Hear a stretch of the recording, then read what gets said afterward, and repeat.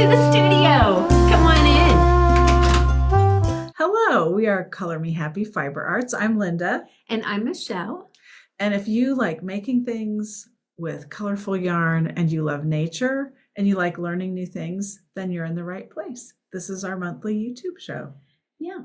So in this monthly episode, we talk about all the things we're doing with our naturally dyed yarn and show you finished objects, works in progress. And then we talk a little bit about our natural dyeing and what's going on either in the garden, which at this time of year is not too much. Not too much. We have some seeds to harvest. Yes. Oh, we did start harvesting some of the indigo seeds. And something new that is not quite yet going on in the garden, but that will happen this winter, is harvesting some madder. That's right. Yes. Oh, so once our exciting festival season winds down, I think we may try to harvest some madder. So we'll get some good video of that. That'll be our first time doing that with our studio madder. Yeah. And that we have to take the roots, and it's been growing for at least 3 years. And then do we roast them or just let them dry? I think there are a variety of opinions about this, but in general, you brush the dirt off and let them dry. Okay. And then grind them up and maybe let them dry some more. Okay. Sounds easy enough. Well, maybe. The grinding process, I actually spoke with someone last week when we were at SAF about this. So I have some ideas, but the grinding them, I think, is the tricky part because they're a really kind of tough, fibrous root. Can we put them in the same grinder we use for weld? I'm not sure. Okay. Sometimes something that is hard like a branch is a little easier than something more fibrous. It can get stuck on the blades. Oh, okay. So we'll see. Okay. I just realized something wrong? I'm doing double knitting. Right. And I did something wrong on the other side. Oh, no. And I have to figure it out because then my knitting will join instead of be slidey. Right. Instead of having a gap in the middle. Crud. Okay. I may not be able to fix this on TV. Okay. I might have to put it down for now. Well, you could work on it and I could talk about what I'm excited about. Okay, why don't we do that? You talk. Do you see how fast she did that? Okay, you talk. You talk. I'll do some knitting. Okay. Okay. Well, I am still excited about SAF. We were at the Southeastern Animal Fiber Festival last week in Fletcher, North Carolina, just close to Asheville. And it was our first time there. It was really great. It was a big festival. So lots of new friends that we met, the nicest people that were next door in their booth, and all kinds of new vendor friends. And we saw some old friends that we don't get to see very often. Considered Cloth, our friend Maggie, and Yarn Over Floyd is a natural dyer that we know. And Siobhan. Yeah, so really great to see lots of old friends and meet new friends, and really lovely fiber community. We also went to 2 different yarn stores while we were there before the festival started, kind of while we were setting up. So that was nice. We went to Friends and Fiber. Friends and Fiber Works. Friends and Fiber Works, right? And we went to Black Mountain Yarn Shop and got some nice doodads there. So that was really fun also. I am very happy to report that Michelle chose an Airbnb that had a place I could turn the trailer around. Thank the Lord. So that was good. And all the parking of the trailer and the unhooking and the hooking back up went perfectly. So I am thankful about that. Yeah. But it was really a fun festival. We did solar dye demos each day with our solar dye kits. So that was really fun as well, getting to talk with people about that. Yeah, that was a lot of fun. Yeah. So I'm still kind of excited from that. Yeah. Yeah. What are you excited about? Have you fixed your knitting? Can you talk now? I think there's a missing something went wrong? Well, did you drop 'cause something? I dropped something, and so from this side, that's what I have to do is figure out. Okay. Yeah. This is not maybe an on-camera solution No, then. it's probably That's not. always sad when that happens. I'll probably be better off just tearing it back. Yes, I think that Okay. would be my recommendation. All right. Well, the next time you are talking for a while, I'll do that. Okay. Okay. But what are you excited about? So the most current thing, I guess, is FIBRuary planning. And I'm actually wearing my t-shirt today because we had a FIBRuary meeting. Maddie and I did. That was last year's t-shirt. Yes, this is last year's t-shirt. Right. But this is our festival. So we have a kickoff festival for a whole month of celebration of yarn and fiber arts in February. So FIBRuary Fest this year is going to be January 30th and 31st. We're getting a head start. That's right. We're kicking off the whole month of February. And then it'll be followed by a 2-week yarn crawl for yarn stores in central Indiana. And we're still trying to figure that out. We've got a few new ones that have come up. That's exciting. So last year we had 10, and this year we might have 15. Ooh, 14. That's a good number. Yeah. It's nice that it's 2 weeks long, because then if there's a spot of bad weather, well, you can go another time. Yeah. You've still got time to get everywhere. Yeah. And it's still within the same range. So you're not driving farther than you were. And I think I heard some discussions about fun, like maybe things that you can get at each shop, or something to encourage people to go to lots of different shops. Yes. There will be collectibles. Ooh, collectibles. Small little collectibles. Yeah. Oh, that sounds fun. So that's exciting. And we're starting to get in some of the swag for the bags that we're going to include. So we had some special stitch markers made. And I did see a picture of those. Yeah, they can't were show them. Very cute. But they're adorable. Those are, we had like a swag bag that you could choose to purchase and pick up that morning, or we shipped it to people. Yeah. So that was fun. Or if you can't attend, if you're somewhere else but you would like to sort of participate virtually, that would be a way to do it. Yeah.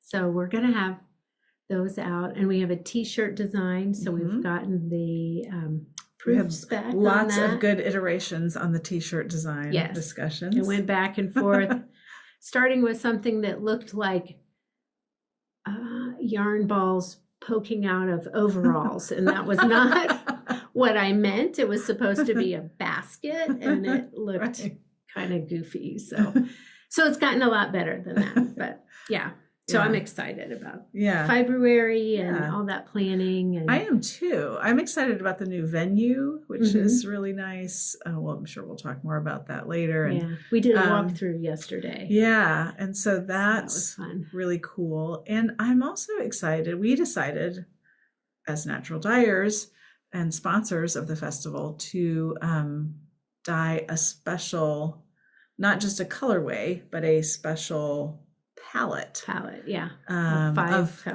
colors for FIBRuary. So that is really fun. It's fun to have a design challenge like that, to figure out how we want to do it, and to think about how that would go with the theme of FIBRuary, and do some experiments to get those colors just like we like them. And then they will be pre-ordered. They'll be available for pre-order in January.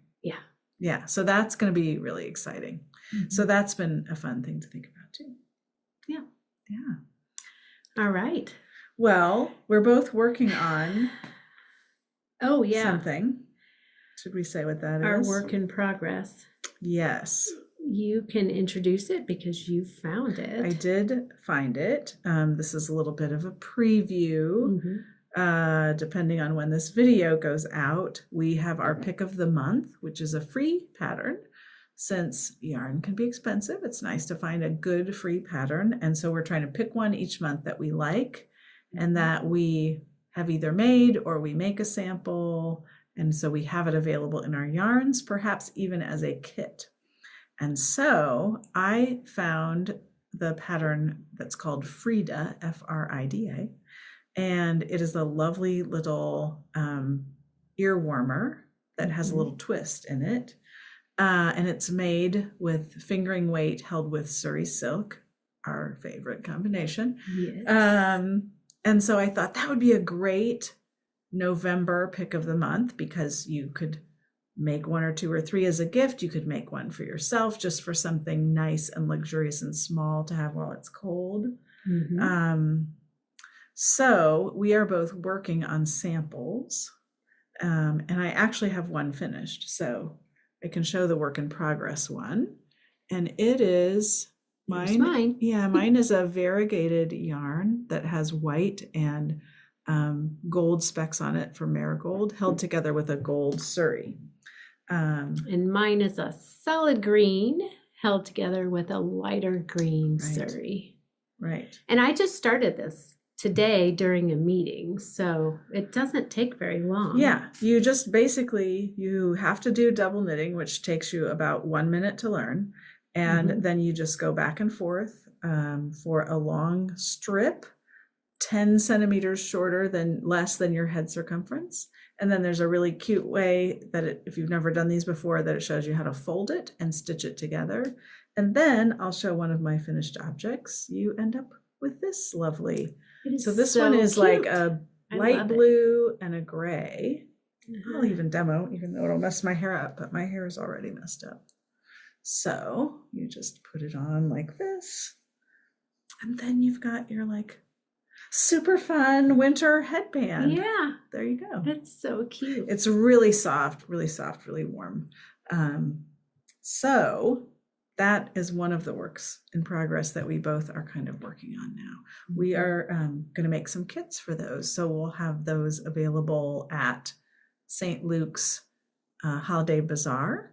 And for our local, Saturday. That's next Saturday. So September a week from 8th. Tomorrow. Or September.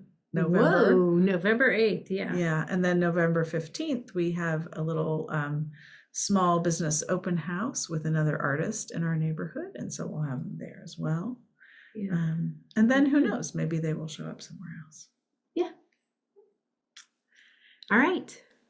Well, so in the dye pots, we've been working on. Well, okay. Yeah. What do you want to talk about in the dye pots? There's always many things to choose from. In the dye pots, well, I've been working on the colorways for FIBRuary.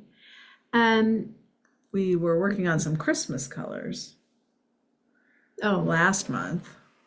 Yeah, all those reds behind us. You can see the reds behind us. Yeah, we had some IU colors. So IU Hoosiers football were doing really well this year. So we had some little kits that we made for red and white. They have a really good football team this year. So we thought our Hoosier fans might want to knit a red and white hat or cowl or scarf for all the cold winter games that are still going to be going on through December and January, we hope. Yeah. And that's what we called it. Hoosier.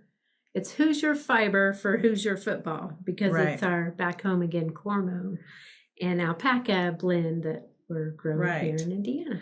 I was thinking how, I think at a lot of schools anyway, maybe it's just like, it used to be the Big Ten schools, the Midwestern schools, you would see people with these crazy overalls that were striped at the football games. And so at Indiana University, they are often red and white striped. And I was thinking, you could do a 2-color brioche, like the Valen cowl that we had, or a brioche hat, and it would look like those red and white striped overalls that some people like to wear as fans. Oh, how fun. I thought that would be fun. Yeah. That gives me an idea, because you knit that up pretty quickly. The Valen, that was our pick of the month last month. It was really quick because it was just a 2-color straight, no shaping brioche cowl, and it started with some garter stitch. Like you could start with the red, and then you start the 2-color brioche, and about 2/3 of the way up, you switch which one is the brioche knit and which one is the brioche pearl. And then you would end with a garter of white garters, just an inch or so of garter stitch in white. It goes really fast. Okay. Oh, that's great. Maybe I'll do that during our brioche knitting class that we have That's a good idea. coming up. So that'll be fun. Yeah. I mean, I've done brioche Right. before, but to take the class and see the increases. It'd be fun to make a sample. Yeah. A sample. Yeah. That would be good. Yeah. All righty. So we have a lot of finished objects. We do. I showed one of them, Frida. You showed Frida. Mm-hmm. And I have, well, one I posted on today. I don't have Josie here, but I knit Josie a little sweater, and this is called the Portland Raglan dog sweater, but I added doodles to it. So, the little doodles by Jamie Lomax, Pacific Knit And Co. it is a doodle dog, or it looks like a doodle dog. Oh, it is. Yeah. Yeah. And Josie is a doodle. She's Sure. a schnoodle. Schnoodle. So she's half schnauzer, half poodle. So it's a doodle. So she had to have a doodle sweater. Yes, she. And I it hadn't seemed even like thought she- about that until you Really? just said that. Yeah, A schnoodle doodle. a schnoodle doodle. I mean, I knew she was a doodle, but that we did a doodle pattern for a doodle dog Right. never occurred to me until just Light now. bulbs are going on. Light bulbs are going off. And it seemed like she really liked it. Yeah. She looked so cute. tolerated it. She And tolerated then she it. just sat there so regally looking out the window. Everything was fine. Now, I think if I left the room, she might try to eat it off of her. Well, yes, there is that. So that is one finished object, and I will put the information down below. That was a free pattern also, was it not? Yes, it was a free pattern. And you just kind of you only had like 4 inches or something, although you made the doodles a little bit longer than that. So you knit some kind of smaller doodle patterns. Yes, I did. So I had the neck done when we started going down to Saf, and then I did a bunch of it in the car, and I think I started the color work the first night we got there. I think so too. And Because there was a planning session about what colors what you had colors, enough of to do something. Because I was using samples. I didn't want to use a whole We didn't want to kit. break down one of our new DK mini sets to do it. So that was a Looks lot great. of fun. Yeah, it was so cute. And I'm so glad that my real dog likes it. Yeah. So that was one. And last time I actually had a top that was a finished object last month. It's true. And You forgot I to forgot talk to about it. talk about it. And that is the marigold tea, which turned out so cute. Yes. And Very cute. That was a I popular booth love it. item at SAF. Yeah. Mm-hmm. And it's the one where you knit side to side. And I've talked about it quite a bit because I had it on my needles for a couple of shows, I think. But I think it turned out so cute. And I really love it. And I've worn it a few times. Yeah, it's really nice. It's also when it looks like you could wear it over another top. Yeah, you probably could. But I liked wearing it. I mean, even on warm days, it's fingering weight wool. So it's not heavy and it feels good.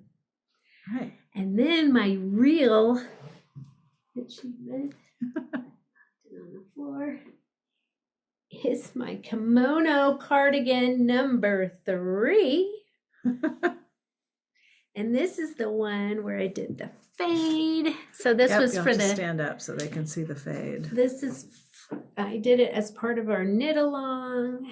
And I was the one who started first and finished last or almost last. But I love it. And I really love do think the sizing. fade looks great. Yeah, I think the fade is fun. And weaving in the ends wasn't as bad as I thought. It turned out fine. But that is my kimono cardigan. So that is my other finished object That is I awesome. wanted to share. Yeah. Yes. Well, And you are wearing one. I am wearing the New Terrain tee. It is a fun tee. I will stand up a little bit so you can see it. It's got these kind of graphic lines that were like a slipped stitch. that's really fun. And then the back just has straight lines. It's designed so you can wear it either way. So far, I've been wearing it with the triangle part in the front. So that was really fun. I made that with our DK tweed, our MCN tweed DK. So that was a fun, I finished that at SAF and had to block the bottom of it by wetting it slightly and laying my iPad on it at the Airbnb. Yeah. So the bottom wouldn't roll. So it has not been fully blocked yet, but I think it'll be fine. So that was a really fun knit, and I think I'm going to get a lot of good use out of it. I think I'll probably wear it mostly with the top under it like this. It seems like kind of a fall and winter thing, even though it's short sleeve. It looks cute with that kind of cream color too. Thank I you. like it. And I also finished a kimono cardigan. Yes. So I finished my green one. I did the 3-color stripe version that Danny shows. I won't put mine on. It's got a little shawl pin on it. Oh, okay. But there it is. So with pretty. Light green, blue, and dark green. Really lovely, soft. Oh, it's so soft. So yeah, I am looking forward to wearing that this winter. I wore it in the booth one day with just a white shirt under it at SAF, and it wasn't too hot. It was just light and nice, and didn't make me feel too hot at all. Yeah, it's just kind of an airy thing. Yeah, and it was another popular sample. We had several people buy yarn to make it. So it continues to be kind of once you sort of see it and touch it, people get really excited about making it. So that's always fun to see. So if you're out there from SAF or Young's or Bloomington and you are making your own, we would love to see it. Yeah, let us know and check out our knit along group. You can still join that, I think, on Ravelry. Oh yeah, it's and still an open there's group. comments in there about things that people did, or one part of reading the pattern, just some tips on that. And if you have questions, that's a great group. Yes, exactly. Because we'll still get the notifications if there's a question on there too. So yeah. And then I have a finished object that I also forgot to bring, which is my striation scarf, but I'll just bring it next month like you did with your tea. Okay, yeah, that works. Yeah. All I right. feel like I don't know what I'm going to really knit next. So this weekend, I'm planning to look through patterns and then think about, like, you know how you have little, like now the Frida is like a little project and I'm doing those. I do a couple of them. But I want to think about, like, what's my next bigger project that I want to do. Yeah, that's a fun place to be. Yeah. I like that planning stage and thinking. So that the Frida on your needles is the only thing you're actively working on now? It is. Okay. Yes. Well, I picked up an almost UFO. It was kind of a UFO. I had been working on it last winter, and then in January, I went on Sleeve Island and never came back. You did. Or Sleeve Jail, you used to call it Sleeve Jail. Yeah. So this is the gelato sweater. Oh, that is I love those colors. I do too. And it is meant to be like this oversized thing. And I am on. Wow, it looks like you're almost done. Yeah, I'm on the last sleeve. Well, the second sleeve. It sounds more exciting to say the last sleeve. And the last place. Like, so now I'm ready to do the Italian bind off. And then you do a ribbed neckline. Is that what it looks like you're going to do? And because I always overcomplicate things, I am considering sticking it and turning it into a cardigan. Oh, wow. Because I did not think that's where she was going. You didn't? No. Okay. Because two things. One, it is supposed to be oversized, but I knit it with fingering weight instead of. Oh, I thought you knit it with a sport weight. I did. I knit it with a sport weight instead of DK or Aaron. Oh, okay. So I did some fancy math, and it's a little tight. Like, it would fit me like a regular sweater. Okay. But it doesn't fit me like the oversized sweater. You have not blocked it. Is it possible that it would relax with blocking? It might, but it's 100% merino. Like there's no superwash. It's not going to stretch out. I guess it could. I don't know. Our sport weight, our pure merino sport is a 2-ply. Right. I think sometimes 2-ply yarns, because they're not spun as tightly, do stretch a little bit more. So it'll be more relaxed. I don't know. I guess you could always wet it and block it and see before you decide if you're going to steek, unless you've already started the process, in which case I'm sorry that I added any confusion or debate. Okay. The other reason is you've got stripes and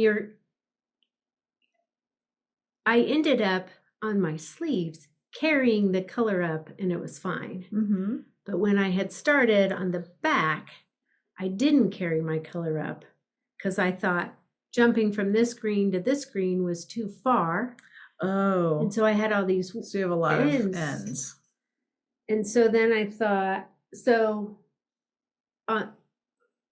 to make the lines line up and weave in all the ends is a little detailed. So if I do all that and then block it and it's still not big enough, then that's a lot of work to then turn around and steek. That's true.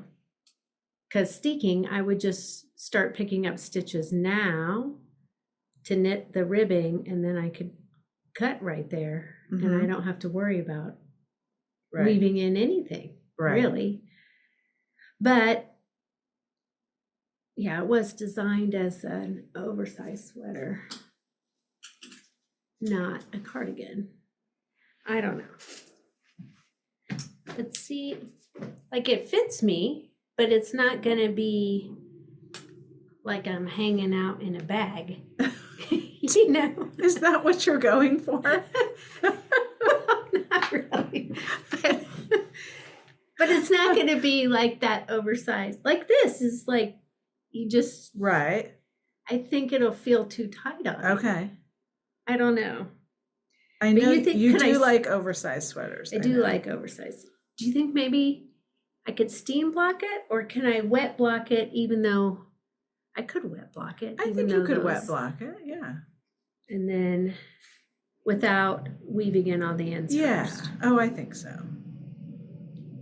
All right, maybe. Then you'll know if it's going to stretch at all. Yeah. It would look great as a cardigan.